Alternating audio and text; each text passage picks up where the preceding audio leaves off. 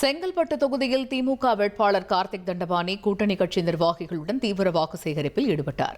ஊரப்பாக்கம், காரணை, புதுச்சேரி உள்ளிட்ட பகுதிகளில் கொளுத்தும் வெயிலையும் பொருட்படுத்தாமல் வீதி வீதியாக சென்று மக்களை சந்தித்தார்.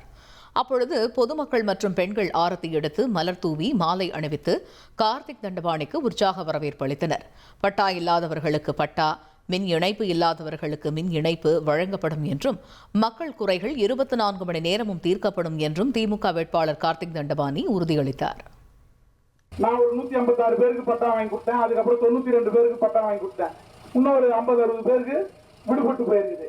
இந்த 50 பேருக்கு நாங்கள் பட்டாவை வாங்குறதுக்கு முயற்சி செய்யற நேரத்தில் இவங்க இந்த எஸ்ஐஆர் பணிக்கு போயிட்டாங்க.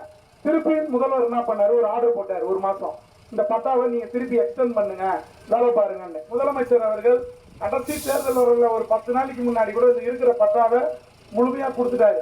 மீண்டும் உங்க ஒரு விடுபட்டவர்களுக்கு பட்டா வாங்கி தர்றது எங்களுடைய பொறுப்பு. அதற்கு நிச்சயம் நாங்கள் பாடுபடுவோம். 1,27,00,000 மனங்களை வென்ற தந்தி டிவி யூடியூப் சேனல். தவிர்க்க முடியாத தம்ப்நெயில்ஸ், கலக்கலான கான்டென்ட்ஸ். நீங்களும் இந்த குடும்பத்தில் இணைய இப்பவே சப்ஸ்கிரைப் பண்ணுங்க. அசுரபலம் கொண்ட எங்கள் டிஜிட்டல் கரங்களில் உங்கள் விளம்பரங்களை சேர்க்க வாட்ஸ்அப் பண்ணுங்க.